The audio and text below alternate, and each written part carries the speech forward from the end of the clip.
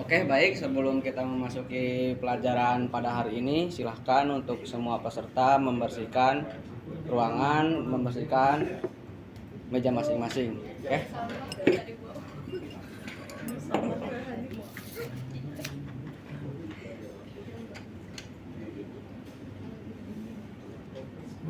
Oke. Sebelumnya, assalamualaikum warahmatullahi wabarakatuh. Waalaikumsalam warahmatullahi wabarakatuh. Alhamdulillah kita bisa bertemu lagi di tempat ini yang insya Allah bisa diberkahi di tempat ini ya, bisa berkah gitu ya. Amin ya Pak. Oke. Sebelum kita memasuki pelatihan ini, alangkah baiknya kita berdoa dulu. Mari kita berdoa dengan kepercayaan masing-masing. Berdoa dimulai. Berdoa selesai. Oke. Perkenalkan, nama saya Reda Harun Arosid. Kelahiran saya dari Tasikmalaya, 21 Mei 1998. Ya. Untuk alamat saya berasal dari Ciberem, Setianegara, Kota Tasikmalaya. Ciberem ya. Kalau anak Jawa nggak bisa bilang berem. Coba Rian. Berem. Bisa kan? Itu khusus anak Sunda. Gitu.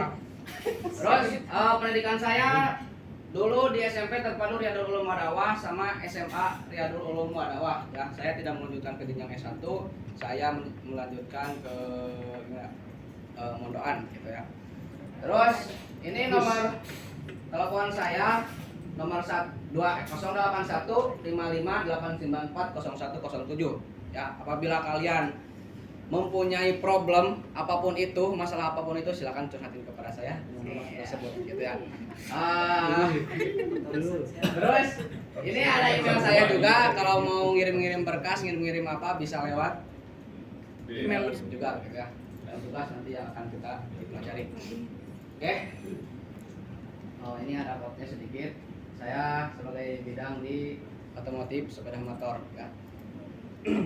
Anak berapa Pak? Anak ini belum ada. Oh, ada pertanyaan di sesi biografi saya. Anak Pak? Untuk anak, alhamdulillah saya belum mempunyai anak, belum mempunyai istri juga, ya masih lajang. Kapan menikah? Panjang. Ya lajang Pak. Kapan menikah? Untuk menikah, doain saja ya untuk tahun depan. Undangannya Pak? Semangat Mas. Saya di grup Pak. Mengintip Pak. Ah nggak boleh. Ada yang lain? Pertanyaan yang lain? Sudah cukup Pak? Cukup? BK mau nanya nggak BK? Sudah cukup. Oh, cukup. Cukup Mas Reza. Oke, cukup, makasih ya. Cukup. Pengawasan terhadap tempat dan lingkungan kerja. Nah, kita di ruangan ini harus ada ketiganya dulu, ya. Meskipun kita di bidang otomotif, tetap harus ada ketiganya, ya. Seperti yang pertama, kebersihan dan kerapihan pada tempat kerja gudang, bahan-bahan menyala. Jelas di otomotif itu banyak bahan-bahan yang mudah menyala, mudah terbakar seperti bensin, oli, ya. Itu sering terjadi gitu di bengkel-bengkel yang tidak mematuhi peraturan ketiganya. Oke. Terus perapihan terhadap sisa keuangan, barang tidak terpakai yang mudah menyala, simpan atau jauhkan dari sumber api. Ya, tadi sudah jelaskan juga. Ketika ada sisa buangan seperti oli, ya khususnya oli yang kita akan terangkan sekarang, oli itu harus disimpan di tong khusus oli, jangan berceceran di ruangan kerja kita, gitu kan. Dan dijauhkan dari sumber api juga. Terus kebersihan pada lantai, jalur rak kabel, ventilasi, blower atau exhaust system. Nah, meskipun di bengkel itu emang agak kotor, tapi semaksimal mungkin kita harus bisa sebersih mungkin, gitu kan. Di pandangan orang bengkel pasti kotor, tapi bengkel kita alhamdulillah bersih, gitu kan. Terus jalur kabel-kabel rak, kabelnya harus ada serapi mungkin. Soalnya kalau ada korsleting itu sangat berbahaya karena kan di dalam ruangan kita banyak bahan yang Udah terbang. mudah terbakar. Ventilasi atau blower exhaust system. Nah, dikarenakan di otomotif ini ada bahan yang berbahaya seperti buangan dari knalpot itu O2 ya, itu sangat berbahaya buat diri kita. Jadi harus ada blower atau exhaust system gitu kan. Oke. Sarana proteksi kebakaran mudah dilihat dan tidak terhalang. Ya, di sini alhamdulillah ada aparnya juga. Ketika ada apar jangan diumpetin, jangan terlalu jauh, jangan ditaruh di dalam juga, harus terlihat oleh kita gitu, oleh kita semua gitu kan. Terus sarana jalan keluar harus bebas hambatan dan kedap asap atau panas. Nah, untuk sarana keluarnya alhamdulillah di ruangan ini pintunya besar juga. Untuk titik kumpulnya kita bisa masuk keluar ruangan ini belok kiri, terus lurus, belok kanan lagi, nanti ada tangga untuk bawa ke bawah. Kalau ada apa-apa dilarang naik lift ya, contohnya kalau ada kebakaran, kalau ada gempa gitu Lompat. diwajibkan naik tangga gitu ke bawah. Di depan ada titik kumpulnya. Oke. Nah, di sini di ruangan ini kita harus mempunyai tata tertib juga ya biar nyaman. Yang pertama, dilarang merokok, udah jelas ya. Meskipun anak otomotif itu banyak yang merokok, tapi kita mohon ketika pelatihan ini dilarang dulu merokok gitu kan. Terus dilarang berbicara, silahkan fokus masing-masing, fokus kepada narasumbernya untuk materi yang akan dijelaskan. Dimohon untuk tidak meninggalkan ruangan selesai sesi training ini. Jangan dulu keluar sebelum training ini selesai. Terus apabila ada pertanyaan silakan angkat tangan dulu. Jangan langsung berbicara, angkat tangan, silakan dipertanyakan. Terus tepat waktu saat jam istirahat, ketika nanti udah jamnya istirahat, silakan istirahat, sholat apa gitu ya. Isoma, istirahat, sholat, makan. Oke, ada yang tahu gambar ini apa? Motor rusak. Motor Rusak. rusak ya. Motor Di servis. Motor Jelek. ya. Iya, Ini contoh motor pelanggan yang terjadi trouble di tengah jalan. Dia membawanya ke bengkel dan dibongkarnya. Kenapa itu? Kita akan bahas. Ya. Di sini kita membawakan judul tentang cara memastikan semua saluran di sistem pelumas mesin tidak tersumbat. Ya, sangat penting itu di jalur oli, di jalur pelumasan mesin itu sangat penting ya. Jangan mengabaikan si pelumas mesin itu. Oke. Kode unit yang kita akan bahas G45 TSM 0101025-2. Terus judul unitnya melakukan pemeriksaan sistem pelumas, elemen kompetensinya memastikan kinerja sistem pelumas mesin. Terus KUK-nya semua saluran di sistem pelumas mesin dipastikan tidak tersumbat. Ya, dipastikan jangan ada yang tersumbat. Kita nanti akan dilihat caranya gimana, jalurnya gimana gitu kan. Oke. Ini tujuan pelatihannya. Setelah selesai mengikuti pelatihan, peserta pelatihan dapat menjelaskan cara memastikan semua saluran pada sistem pelumas mesin sesuai dengan manual book pada perusahaan Astra. Ya, jadi semua peserta nanti harus bisa dapat menjelaskan saluran-saluran oli yang ada di motor. Ya. Terus manfaatnya, peserta mampu memperbaiki saluran pelumas mesin motor 4 tak. Apa itu 4 tak? Ya, nanti itu materi yang akan selanjutnya, materi yang nanti gitu kan. Motor 4 itu kita sekilas ya. Motor 4 itu yang tidak, kalau di kita motor 4 tak yang tidak ada asapnya. Kalau motor 2 tak, motor yang ada asapnya. Gitu aja ya. Tapi itu di kalangan umum. Kalau di kalangan bengkel masih dalam gitu kan. Oke. Lanjut. Nah, kita langsung masuki materi. Sebelum memasukinya, kita akan mengenal dulu fungsi oli. Ya. Apa fungsi oli? Yang pertama, pelumasan. ya. Yang kedua perapat, yang ketiga pendingin, yang keempat pembersih, dan kelima pencegah karat, ya. Pelumasan itu apa? Untuk melumasi semua komponen yang ada di dalam mesin. Contohnya ada kampasnya, semua yang membutuhkan, yang ada gesekan itu memerlukan pelumasan. Yang kedua perapat antara piston dengan ruang bakar, menutupi biar si oli itu tidak memasuki ke ruang bakar. Ketika memasuki ruang bakar, nanti ada kebocoran yang ada di seal clamp, ya. Nah, ini kan kita akan menerangkan mesin 4 tak. Jangan ada asap yang keluar dari knalpot, gitu kan. Oke. Untuk pendingin, oli juga bisa menjadi pendingin mesin, ya. Kenapa? Untuk sistem pendingin itu ada dua. Yang pertama oil coolant sama water coolant, ya. Nah, ini pendingin oli juga bisa memasuki sistem pendinginan, ya. Terus yang keempat pembersihan. Nah, di dalam komponen, di dalam zat yang ada di oli itu ada yang namanya zat deterjen untuk membersihkan di dalam mesin, gitu kan, ya.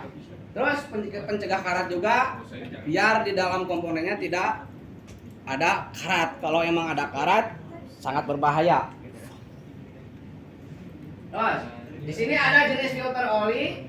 Yang pertama filter oli kertas, yang kedua oli tabung, yang ketiga filter oli stainless. Nah, ini contoh gambarnya.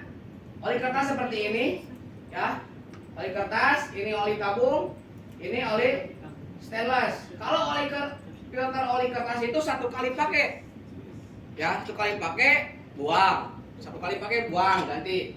Kalau filter tabung ini bisa diservis. Filter oli stainless juga ini bisa dibersihkan, dikarenakan bahannya stainless, bisa disemprot sama kompresor, gitu kan. Oke, ada pertanyaan sebelum melanjutkan?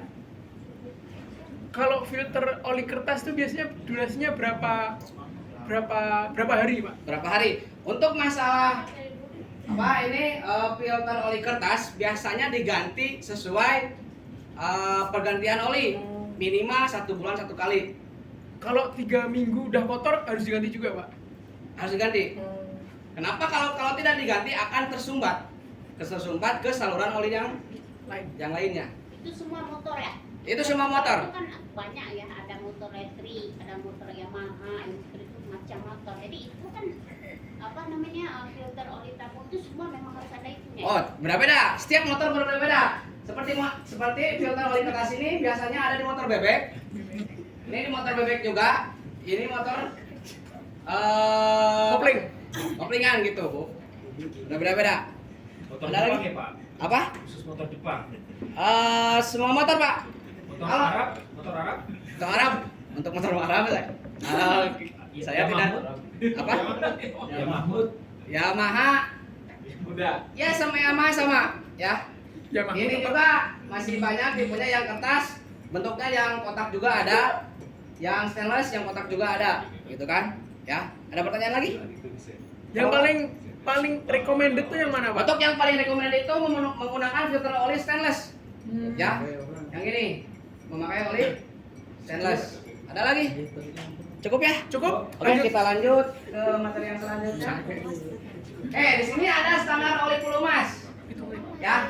Ada 3. Yang pertama SAE. Apa itu SAE? Bisa SAE itu Society of Automotive Engineer. Itu kode ya. Itu katanya Oli samping. bukan. Itu oli samping beda lagi ya. SAE. Ini kode-kode SAE, API sama Jasol itu tertulis di wadah botol ini ya, wadah oli ini. SAE itu menentukan kekentalan si oli. Ya. SAE itu menentukan kekentalan si oli. SAE itu dibagi 2. Yang pertama single grade, yang kedua multi grade. Single grade contohnya SAE 30. Kalau multi grade SAE 30 sampai 40W. Itu menentukan kekentalannya. Yang kedua, API, American Petroleum Institute. Nah, kalau ini menentukan untuk kalian mempunyai motor apa. Misal kalian mesin apa. Kalau kalian mempunyai motornya motor bensin, itu kodenya S. Kalau kalian mempunyai mesinnya diesel, itu menggunakan kode C. Ya. Oke. Jaso, yang kedua ada jaso. Oh. Lagi ya. Jaso itu jaso untuk menentukan tipe kering sama tipe basah si kopling, ya. Ada dua. Oke, lanjut. Nah, di sini ada demonstrasi untuk apa? Saluran oli, saluran olinya ya.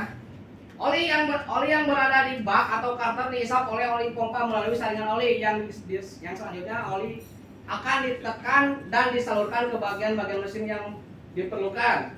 Seperti polos engkol. Nah, ini polos engkol yang naik ke atas turun. Terus mekanis katup dan kelengkapannya ini di atas, nah itu katupnya. Terus gigi persneling, kupling dan lain-lain. Nah, ini jalur-jalurnya kelihatan kan? Nah, warna yang ungu, yang oranye itu oli, saluran oli. Ya. Nah, ini kupling harus terkena apa? Oli. Oli juga gitu kan. Nah, ini di dalam ini oli semua. Nah, yang maju itu saluran-salurannya, ya. Oke. Paham? Paham. Paham semuanya? Motor Paham. yang tidak pakai engkol gimana? Kalau motor tidak pakai engkol, Kayak macam PCX. sebenarnya itu ada apa? Nggak ada start ya kan? Kalau misalkan mesin itu mati kan otomatisnya kan nggak bisa di start. Nah, itu sistemnya injeksi, Bu. Nanti kita akan terangkan selanjutnya gitu, Bu ya. Ini yang pakai engkol gitu ya, Bu. Oke. Untuk kesimpulan, ada sebelum masuk kesimpulan ada pertanyaan lagi? Oke. Ini kan itu yang mau saya tanyakan, bagaimana jika kalau si kupling itu tidak Kalau itu gimana? Untuk masalah kupling tidak memasuki, tidak ke lumasi si oli, itu kupling tidak akan bisa masuk. Giginya tidak akan masuk, akan selip, akan cepat habis si komponen yang ada di kupling itu. Oke ya, cukup. Kalau nggak ada pelumas ya. Ya, kalau tidak ada pelumas. Oke, Sebagai untuk pelumas. kesimpulannya, setelah selesai mengikuti pelatihan ini, peserta pelatihan mampu menjelaskan cara memastikan semua saluran pada sistem pelumas mesin sesuai dengan manual pada perusahaan Anda. Ya, itu kesimpulannya. Ya, untuk kesimpulannya, untuk pengaplikasiannya, silahkan diisi dulu ya. Sebutkan 3 penyebab sistem pelumas tersumbat, sebutkan 2 filter oli, sebutkan 2 jenis oli ya. Saya kasih waktu 1 menit. Ya, cepat. Udah ya, udah 1 menit ini. Kumpulin lagi ya, cepat. Oke, terima kasih kalian sudah menjawabnya. Kita akan memastikan yang apa tadi sebutkan penyebab sistem pelumas tersumbat. Ya. Tadi udah disebutkan seperti adanya apa kebocoran dari seal clamp-nya itu bakal jadi tersumbat. Olinya, filter olinya tidak diganti itu bisa tersumbat, gitu kan? Oke, yang kedua sebutkan 2 filter oli. Ini Rian menjawab apa? Stainless sama komponennya kertas. Oke, benar. 2 jenis oli ada 2 ya. Oke, benar ya. Terima kasih atas kalian sudah menjawabnya. Untuk evaluasi ini ya ada 2 soal essay TG ya. Di bawah ini yang termasuk fungsi oli kecuali apa, ada berapa saringan oli, silahkan kalian diisi, nanti dikumpulkan ke email saya pada tanggal 21 Desember 2023 gitu ya. Ini tugas tambahannya komponen sistem pelumas sistem dirakit sesuai prosedurnya. Itu silakan dirangkum kalian ya, dikirim lagi ke email saya. Ya, paham? Cukup ya. Terima kasih atas perhatiannya, terima kasih atas perhatiannya lagi ya. 2 kali Pak perhatiannya ya. Jangan 1 kali. Sebelum menutupi acara pelatihan ini, anak kita berdoa dulu ya. Berdoa dengan kepercayaan masing-masing dimulai. Berdoa selesai. Oke. Silakan meja kalian dibersihkan dulu. Pantas ini pokoknya pantas. Bersihkan.